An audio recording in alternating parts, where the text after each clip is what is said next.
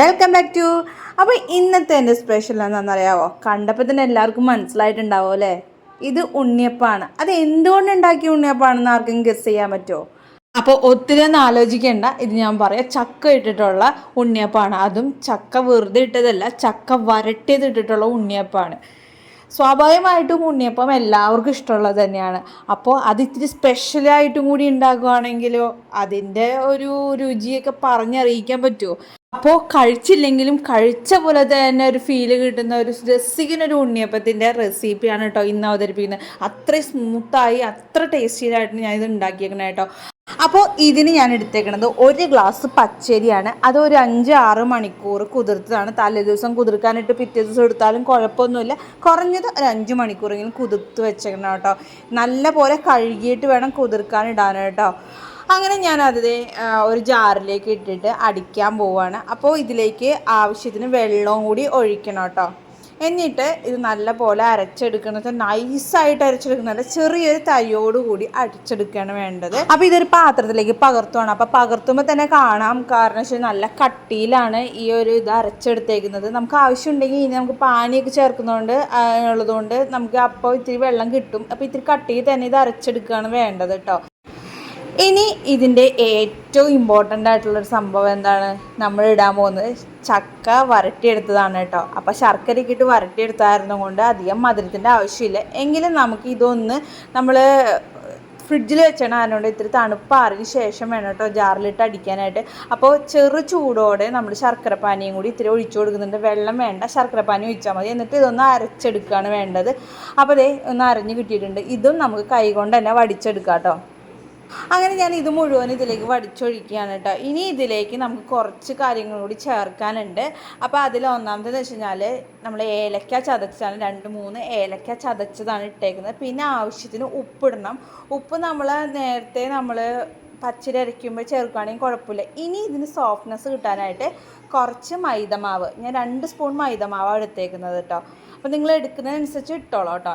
ഇനി ഒരു ചീനച്ചട്ടിയിൽ ഞാൻ നെയ്യ് ഒഴിച്ചിട്ട് അതിലേക്ക് തേങ്ങ ഇട്ട് വറക്കുവാണ്. അപ്പോൾ തേങ്ങാക്കൊത്തായാലും കുഴപ്പമൊന്നുമില്ല കേട്ടോ. അപ്പോൾ എനിക്ക് തേങ്ങാക്കൊത്തിനേക്കാൾ ഇത്തിരി കൂടി നല്ലതായിട്ട് തോന്നിയിരിക്കണം തേങ്ങ ചരി അങ്ങനെ തന്നെ ഇടുന്നതാണ് കേട്ടോ.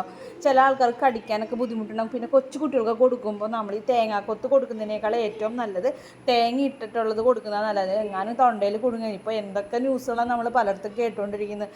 അപ്പം നമ്മളായിട്ട് തന്നെ നമുക്കൊരു പണി എടുപ്പിക്കാനുള്ളത് വരാൻ പാടില്ല. അപ്പം അതുകൊണ്ട് ഞാൻ ഇങ്ങനെ ചെയ്തു എന്നുള്ളൂ കേട്ടോ. അത് അപ്പോൾ ഇത് നെയ്യിൽ തന്നെ വറക്കണം എന്നൊന്നുമില്ല, വെളിച്ചെണ്ണയിലായാലും ഒന്ന് വറുത്തെടുത്താൽ മതി കേട്ടോ. ഇനി ഇതിലേക്ക് നമുക്ക് ഇത്തിരി എള്ള് കൂടി ഇടണം. അപ്പോൾ എള്ള് എത്രയാണോ വേണ്ടതെന്ന് വെച്ചാൽ ചില ആൾക്കാർക്ക് എള്ള് ഇഷ്ടമുണ്ടാവില്ല, ചില ആൾക്കാർക്ക് എള്ള് ഇഷ്ടമുണ്ടാവും. അപ്പോൾ എള്ള് എങ്ങനെയാണെന്ന് വെച്ച് കഴിഞ്ഞാൽ എനിക്ക് എള്ള് നല്ല ഇഷ്ടമുള്ളത് കൊണ്ട് ഞാൻ എള്ള് അത്യാവശ്യം നന്നായി ഇട്ടിട്ടുണ്ട് കേട്ടോ. അതും കൂടി ഇട്ടിട്ട് നല്ലപോലെ ഒന്ന് ബ്രൗൺ കളറിലാക്കി എടുത്തിട്ട് വേണം ഇറക്കി വെക്കാൻ കേട്ടോ. അപ്പോൾ അത് ഇളക്കി തന്നെ നിൽക്കുക. ഹൈ ഫ്ലെയിമിൽ തന്നെ ഇട്ട് ചെയ്തോ. വല്ലാണ്ട് തീ വരുവാണെന്ന് തോന്നുകയാണെങ്കിൽ ഒന്ന് ലോ ഫ്ലെയിമിൽ ഇട്ടിട്ട് ഇളക്കി എടുത്താൽ മതി. അപ്പോൾ ഇത് കരിയാണ്ട് നോക്കുകയും വേണം കേട്ടോ.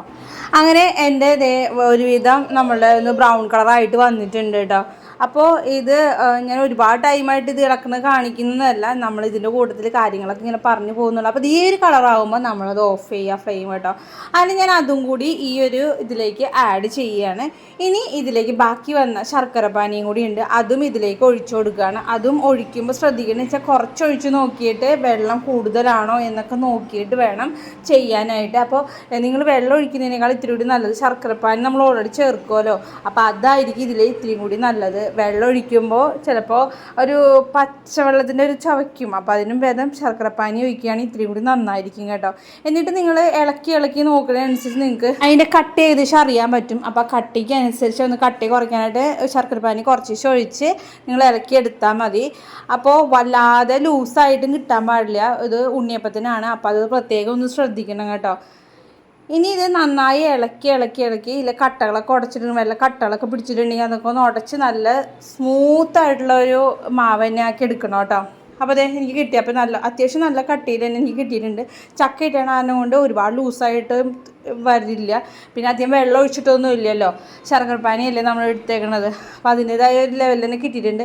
ഇതൊരു 3 മണിക്കൂറാണ് ഞാൻ അടച്ച് വെച്ചിരുന്നത്. കുറഞ്ഞ 2 മണിക്കൂറെങ്കിലും വെക്കുക കേട്ടോ. ബേക്കിംഗ് സോഡ ഞാൻ ഇതിൽ ഉപയോഗിക്കാത്ത കാരണം കൊണ്ടാണ് ഞാൻ പറയുന്നത്. ബേക്കിംഗ് സോഡ നിങ്ങൾ ഉപയോഗിക്കുകയാണെങ്കിൽ നിങ്ങൾക്ക് 1 മണിക്കൂറൊക്കെ കഴിഞ്ഞിട്ടൊക്കെ നിങ്ങൾക്ക് ചെയ്യാം. ഞാനൊരു 2-3 മണിക്കൂറൊക്കെ വെച്ചു. അപ്പോൾ ബേക്കിംഗ് സോഡ ഞാൻ തീരെ യൂസ് ചെയ്തിട്ടില്ല, ഉണ്ണിയപ്പത്തിനാണ്. പിന്നെ അത് മാത്രമല്ല കൊച്ചിന് കൊടുക്കാനുള്ളതൊക്കെ ആയതുകൊണ്ട് ഞാൻ ബേക്കിംഗ് സോഡ ഉപയോഗിക്കൽ വളരെ കുറവാണ്. അപ്പോൾ ഇതിലിട്ടിട്ടില്ല കേട്ടോ. അങ്ങനെ ഇതിലേക്ക് ഒഴിച്ചിട്ട് അതൊന്ന് ചൂടായി കഴിഞ്ഞാൽ അപ്പോൾ ഞാനിതിൽ ഓയിൽ ഒഴിച്ച് നല്ല പോലെ ഇതൊന്ന് ചൂടാക്കുകയാണ്. ഓയിൽ നല്ല പോലെ ചൂടായി പത പോലെ വന്നാലേ നമ്മളിത് കോരി ഒഴിക്കാവൂ കേട്ടോ. അപ്പോൾ കോരി ഒഴിക്കുമ്പോൾ അത് ഫുള്ളായിട്ട് നിറയണ ലെവലിൽ കോരി ഒഴിക്കാൻ പാടില്ല, കാരണം വീർത്ത് വരുമ്പോൾ വല്ലാണ്ട് പുറത്തേക്ക് വരും. അപ്പോൾ അതിനനുസരിച്ച് വേണം കോരി ഒഴിക്കാനായിട്ട്. ഇനി അത് പതുക്കെ നമ്മളൊരു ഇത് വെച്ചിട്ട്, ഒരു കമ്പി വെച്ചിട്ട് പതുക്കെ ഒന്ന് അതിൻ്റെ ഒരു മൊരിച്ചിലും വേവൊക്കെ നോക്കുക കേട്ടോ. പിന്നെ ഒരു കാര്യം പ്രത്യേകം എനിക്ക് പറയാനുള്ള, ചക്ക ഇട്ടിട്ടുള്ളത് കൊണ്ട് ഉള്ളൊക്കെ വേവാൻ നല്ല ടൈം എടുക്കും. അതുകൊണ്ട് തന്നെ നല്ല പോലെ ഇത് വേവിച്ചിട്ട് വേണം ഇത് നമുക്ക് പൊരിച്ചിങ്ങ് എടുക്കാൻ കേട്ടോ. അപ്പോൾ അല്ലെങ്കിൽ ഉള്ളി ഇങ്ങനെ പച്ചച്ചിരിക്കും, അതൊരു പ്രത്യേകം ശ്രദ്ധിക്കണം കേട്ടോ. ഞാൻ ആദ്യത്തെ ഒരു പ്രാവശ്യം ഇട്ട് നോക്കിയാൽ ഉള്ളി വേവാണ്ട് വന്നിട്ടാണ് എനിക്കത് മനസ്സിലായത്. അപ്പോൾ അതുകൊണ്ടാണ് ഞാനത് പ്രത്യേകം പറയണം കേട്ടോ. അങ്ങനെ ഒരു പ്രാവശ്യം ഞാൻ ചെയ്തു, അതുപോലെ അടുത്ത പ്രാവശ്യം ഞാനിതേ ഇങ്ങനെ തന്നെ ചെയ്യുവാണ് കേട്ടോ. അപ്പോൾ നല്ല അടിപൊളിയായിട്ട് ഉണ്ണിയപ്പം എനിക്ക് നല്ല ഷേപ്പിൽ തന്നെ കിട്ടിയായിരുന്നു. നല്ല സോഫ്റ്റായിട്ട് നല്ല ഭംഗിയായിട്ട് തന്നെ എനിക്ക് കിട്ടിയിട്ടുണ്ടായിരുന്നു കേട്ടോ. അപ്പോൾ ഇത് നിങ്ങൾക്ക് ഉണ്ടാക്കുമ്പോൾ തന്നെ, ഇതിപ്പോൾ ഉണ്ടാക്കി കാണുമ്പോൾ തന്നെ മനസ്സിലായിട്ടുണ്ടാവും ഇതിൻ്റെ എത്രത്തോളം ഇത് നല്ല ഭംഗിയും സോഫ്റ്റായിട്ടും കിട്ടിയിട്ടുണ്ടെന്നുള്ളത്. അപ്പോൾ ഞാനൊരു കമ്പിയിൽ തന്നെ ഇങ്ങനെ കോർത്താണ് എടുത്തത്. ഇങ്ങനെ ഓരോന്നായിട്ട് സ്പൂൺ വെച്ച് എടുക്കുകയല്ല ചെയ്തത് കേട്ടോ. അങ്ങനെ നല്ല ടേസ്റ്റിയിൽ നല്ല സ്വാദിഷ്ടമായിട്ടുള്ള ഒരു ചക്ക ഉണ്ണിയപ്പം തന്നെയാണ് റെഡി ചെയ്യണം. അതും വെറും ചക്കയല്ല, ചക്ക വരട്ടി ഉണ്ണിയപ്പമാണ് ഞാൻ ഉണ്ടാക്കിയേക്കണേ കേട്ടോ.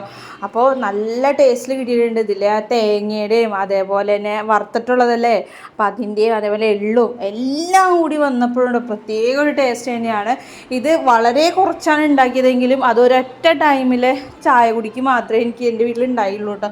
കാരണം അത് ഒരൊറ്റ ടൈം കൊണ്ട് എല്ലാവർക്കും ഇഷ്ടപ്പെട്ട് അത് കഴിച്ച് തീർത്തു എന്നുള്ളതാണ്.